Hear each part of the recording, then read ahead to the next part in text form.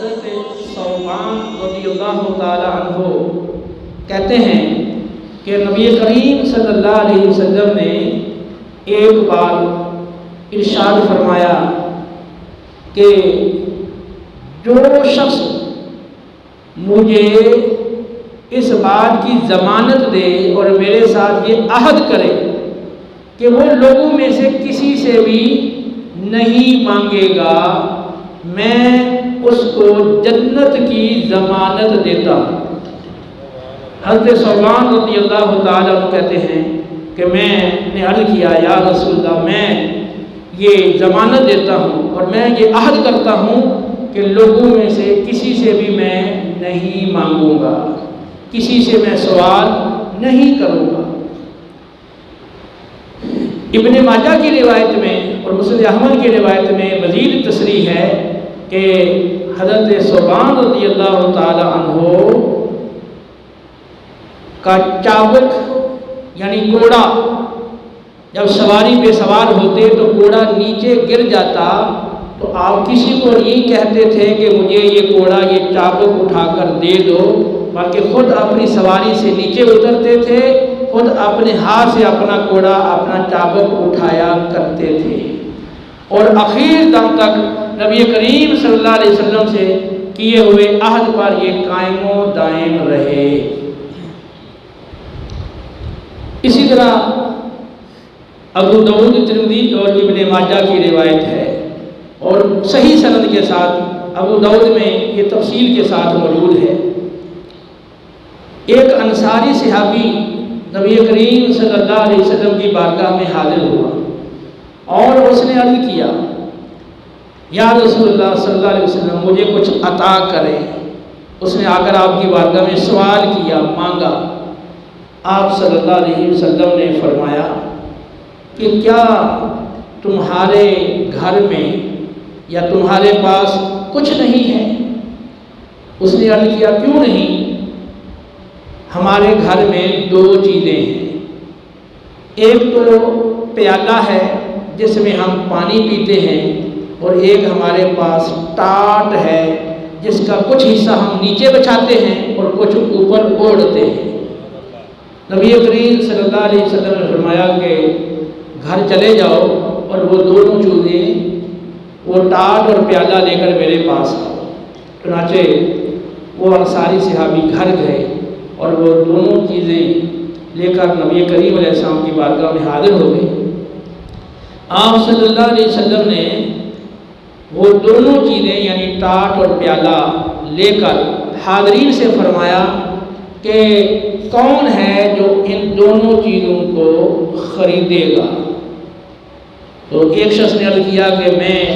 یہ دونوں چیزیں 1 درہم میں خریدتا ہوں۔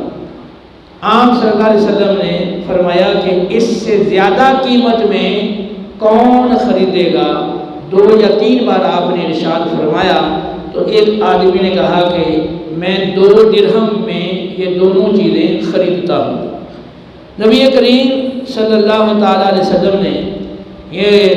دونوں چیزیں اس شخص کو عطا کر دی اور اس سے 2 درہم آپ نے لے لیے۔ پھر آپ نے اس انصاری صحابی کو فرمایا کہ یہ 2 درہم لے لو، 1 درہم کا غلہ لے کر اپنے گھر میں دے آؤ اور 1 درہم کی بازار سے کلہاڑی خرید کر میرے پاس لاؤ۔ چنانچہ وہ گئے، 1 درہم کا غلہ خرید کر انہوں نے اپنے گھر دیا اور 1 درہم کی کلہاڑی خرید کر آپ صلی اللہ علیہ وسلم کی بارگاہ میں لا کر انہوں نے پیش کی۔ پیارے آقا صلی اللہ علیہ وسلم نے وہ کلہاڑی لے لی اور اپنے دستے مبارک سے لکڑی کا دستہ آپ نے اس کے اندر ڈالا اور کلہاڑی اس کو تیار کر کے دی اور فرمایا کہ اب تم جنگل میں چلے جاؤ، لکڑیاں کاٹو اور انہیں بازار میں فروخت کرو اور 15 دن تک تم مجھے یہاں نظر نہ آؤ۔ چنانچہ وہ انصاری صحابی چلے گئے، وہ لکڑیاں کاٹتے اور انہیں بازار میں لا کر فروخت کرتے۔ جب 15 دن کے بعد نبی کریم علیہ السلام کی بارگاہ میں وہ حاضر ہوئے تو تو اس وقت ان کے پاس 10 درہم تھے. کچھ دراہم کا انہوں نے کپڑا خریدا، کچھ کا انہوں نے غلہ خریدا. نبی کریم صلی اللہ علیہ وسلم نے انہیں فرمایا کہ تمہارا اس طرح خود اپنے ہاتھ سے کمانا اور اپنی ضروریات کو پورا کرنا یہ تمہارے لیے بہتر ہے اس کے مقابلے میں کہ تم لوگوں سے سوال کرتے اور بروز قیامت تم اس حالت میں آتے کہ تمہارے سوال کرنے کی وجہ سے تمہارے چہرے پر سوال کا داغ ہوتا. پھر آپ صلی اللہ علیہ وسلم نے انہیں فرمایا کہ دیکھو سوال کرنا صرف 3 آدمیوں کے لیے حلال ہے. فرمایا کہ ایک وہ شخص کہ جو انتہائی غریب اور مفلس ہو، غربت نے، افلاس نے اسے ذلیل کر دیا ہو، تو ذلیل و رسوا کر دینے والی غربت میں جو مبتلا ہو اس کے لیے سوال کرنا حلال ہے. اور دوسرا وہ شخص جس پر اچانک کوئی تاوان آ گیا، کوئی جرمانہ اس پہ لازم ہو گیا اور وہ اس کی ادائیگی سے بے بس ہو گیا ہے، عاجز آ گیا ہے، تو اس کے لیے سوال کرنا جائز ہے. اور تیسرا وہ شخص جس پر خون بہا لازم ہے، یعنی غلطی سے قتل ہو گیا، اب اس قتل کی دیت اس کو ادا کرنی ہے اور وہ خود اپنے مال سے اس کی ادائیگی نہیں کر سکتا، تو فرمایا کہ دردناک خون بہا جس پہ لازم ہو اس کے لیے سوال کرنا حلال ہے. تو یہ صرف 3 افراد ہیں جن کے لیے سوال فرمایا کہ حلال ہے. اب ہم غور کریں کہ نبی کریم صلی اللہ تعالیٰ علیہ وسلم نے اس انصاری صحابی کی کس بہترین انداز سے تربیت فرمائی. آپ صلی اللہ علیہ وسلم چاہتے تو اسے بھی عطا کر سکتے تھے، لیکن آپ نے دیکھا کہ یہ شخص تو کمانے کے قابل ہے اور یہ کما سکتا ہے، تو آپ نے اس کی رہنمائی فرمائی اور گھر کی دونوں چیزیں 2 درہم میں بیچ کر، ایک کا غلہ اور ایک کی کلہاڑی خرید کر آپ نے اس میں دستہ ڈال کر اس کو عطا کر دیا اور فرمایا کہ جاؤ لکڑیاں کاٹو اور ان کو فروخت کرو. تو اب وہ شخص جس کی ساری جمع پونجی وہ 2 درہم تھی، نبی کریم علیہ السلام نے اس میں سے 1 درہم کے ذریعے اس کو ایک بہترین کاروباری شخص بنا دیا کہ جیسے آگے وہ کام کرتا چلا گیا تو اس کا کاروبار بڑھتا چلا گیا. تو یہ نبی کریم علیہ السلام کی تربیت کا حکمت بڑا انداز تھا. اس میں ہمارے لیے بھی تعلیم ہے. آج بہت سارے ایسے لوگ ہیں کہ جو ہٹے کٹے ہیں، بالکل ٹھیک ٹھاک ہیں، تندرست ہیں، اور پھر ان کے پاس اچھا خاصا مال بھی موجود ہے، ان کے پاس اچھی خاصی بلڈنگیں ہیں، دیگر چیزیں ہیں، لیکن پھر بھی انہوں نے مانگنا اپنا مشغلہ بنا رکھا ہے. اور آپ دیکھیں کہ کسی بھی بس میں آپ دیکھ لیں، کسی اڈے پر آپ چلے جائیں تو ہر گاڑی میں آپ کو ایک شخص مانگنے والا نظر آئے گا، اور وہ صبح سے لے کے شام تک مانگے گا، اور پھر یہ روزانہ بلا ناغہ وہ مانگتے ہیں. تو ایسے لوگ جو پیشے کے طور پر گداگری کو اختیار کیے ہوئے ہیں، اسلام ان کی حوصلہ شکنی کرتا ہے، اسلام اس کی اجازت انہیں نہیں دیتا. لہذا ایسے افراد کو سمجھانا چاہیے، ان کی تربیت کرنی چاہیے، اور پھر اگر آپ سے ہو سکے آپ کے رشتہ داروں میں، آپ کے پڑوس میں اگر ایسا شخص ہے کہ جس کے حالات ٹھیک نہیں ہیں، تو آپ کوشش کریں اس کو گائیڈ کریں، اس کو سمجھائیں اس کو اس حوالے سے، تاکہ وہ اپنے پاؤں پر کھڑا ہو سکے. تو اگر آپ کوئی معاونت کر کے اس کو آپ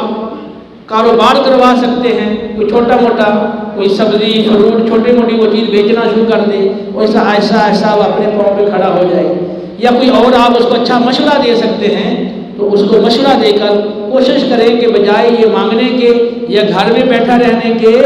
یہ باقاعدہ محنت کرے، کام کرے، تو اس کی برکت انشاءاللہ،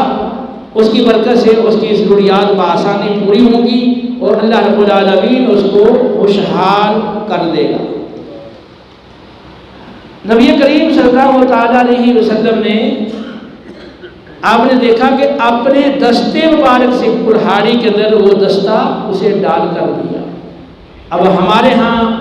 یہ عام روٹین ہے کہ کوئی بڑے منصب والا ہو تو وہ اپنے ہاتھ سے کام نہیں کرے گا۔ جو مالدار لوگ ہیں یا کوئی بڑی جاب کرنے والے ہیں تو وہ ہر کام اپنے خادم سے، اپنے نوکر سے کروائیں گے، خود کام کرنا پسند نہیں کرتے۔ جبکہ رسول اللہ صلی اللہ علیہ وسلم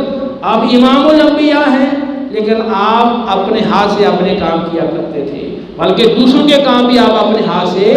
کر دیا کرتے تھے۔ تو نبی کریم صلی اللہ علیہ وسلم نے ہمیں اس حوالے سے جو تعلیم دی ہے، اگر امت مسلمہ اس تعلیم کو اختیار کر لے